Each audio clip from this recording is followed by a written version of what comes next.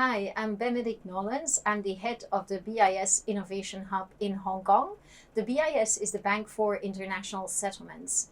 We provide thought leadership on matters of finance and also act as the conveners for the governors of the central banks.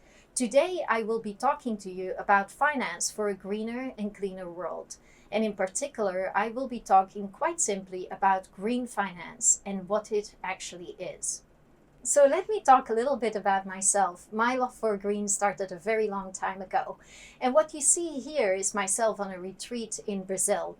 We were measuring trees, and importantly, we were also weighing leaves. Weighing leaves is a difficult matter, but we were trying to see which trees were suffering more from climate change. So I said I will be explaining to you the context of green finance, what it is, and where it started.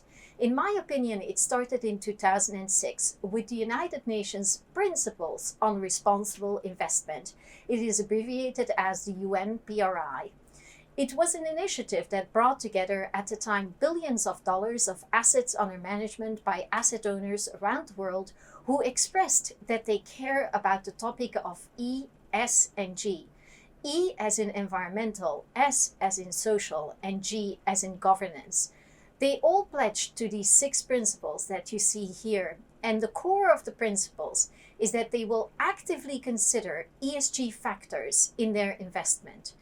To me, as mentioned, this is the birth of green finance. It is the first time that there was collective action around the topic by big capital to focus on making their investment greener.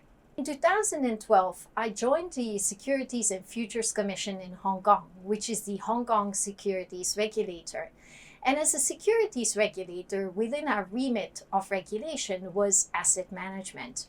I then conducted a series of interviews and asked the asset managers how exactly they were integrating these ESG factors in their decision making. Surprisingly, at the time, in fact, very few could answer the question in much detail, and much has changed since. However, I did put together this very small picture that shows to you what ecosystem you need for green finance to work. You need the asset owners to put the pressure on the asset managers, who in turn will then need ESG data from the corporates. These ESG data become increasingly automated and collected in automated fashion so that they can be easier analyzed.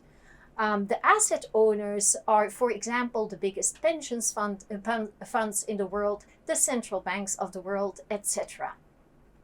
So as mentioned, green finance focus started on the investment space. However, towards 2015, the central banks started focusing on the topic. And the first central bank to put a lot of focus on the topic was the PBOC, with Ma Jun, who you've seen present earlier. In 2015, the PBOC issued a series of reports around green finance. In 2016, the topic was picked up again by the European Commission.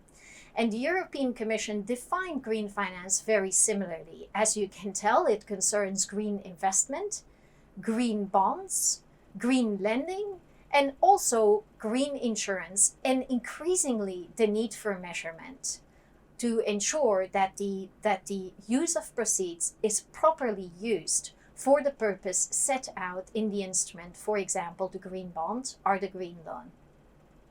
I now want to spend a little bit of time on green bonds because green bonds have been a very successful area. As you can see from this chart, there has been a significant increase in the number of green bond issuances globally. It started around 2012, but it wasn't until 2014 that the Climate Bonds Initiative set out the standards for green bond issuance. It was when those standards were finalized that you can see a material increase in the market.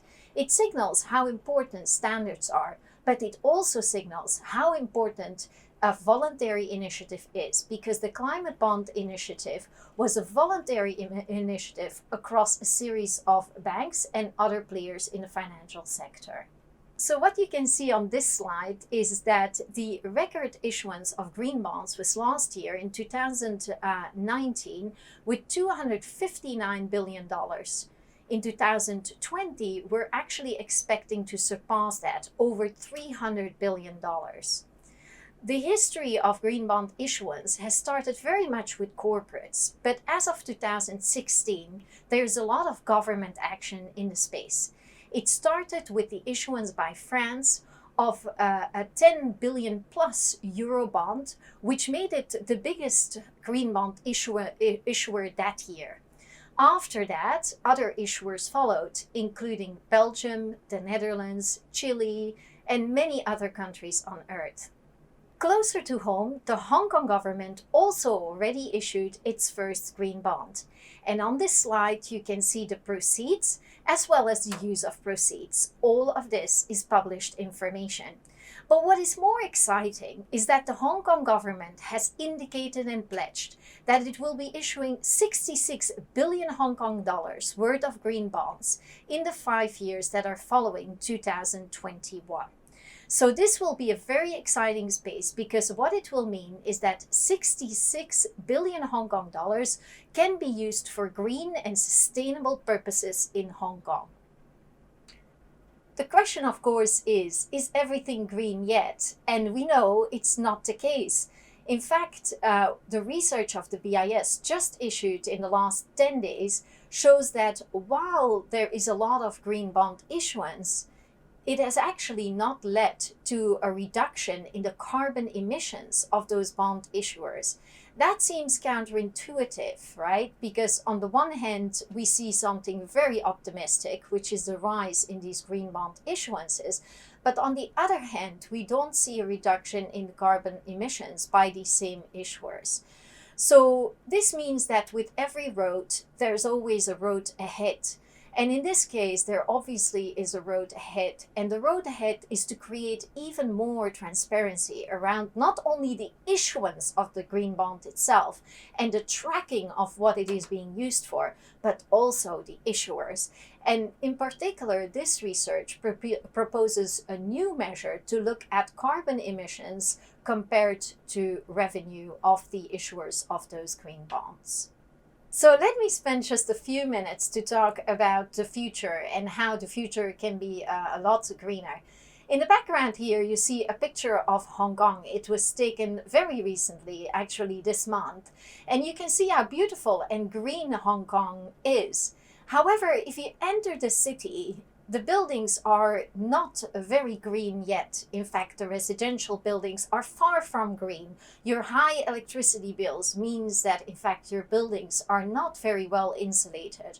All of this could be materially improved by green building standards, or even integrating green, as you see on these pictures, into the buildings itself. The picture that you see below is more futuristic even. It is about hydroponics. So a combination of green building standards, integrating green into the buildings itself, and hydroponics could present a much more brighter future, including for Hong Kong. Finally, let me spend a moment about technologies, because as mentioned, I'm from the BIS Innovation Hub. The BIS Innovation Hub focuses very much on how new technologies can integrate with creating public good. So I've listed here a few of the technologies. First of all, artificial intelligence, and secondly, blockchain. As you may note on the picture with the wind farms and the solar panels, in the background are some little indications of the nodes of a blockchain. The outputs of solar and the outputs of wind can be tracked on blockchain for greater transparency. This can actually be used as a backdrop to the global green bond issuances that we are seeing, or to any other forms where measurement is needed to see if the proceeds are truly being used for the purpose of green finance. Finally, let me end by saying a few words about the BIS Innovation Hub. The BIS Innovation Hub is very new. It was created in 2019. We're currently only 3 centers, one in Hong Kong, in Singapore, and in Switzerland. We are soon going to be adding centers in Europe, the Nordics, the UK, Canada, and also the United States. Green, of course, will become a topic that we will focus on amongst other topics, specifically within the context of finance and the overlap with technology. So what you should expect more of is more towards the direction of measurement, the use of AI, the use of blockchain, as I mentioned, for greater transparency and accountability in green finance. So this is the end of my presentation, and I want to finish by saying towards a greener and a cleaner future altogether.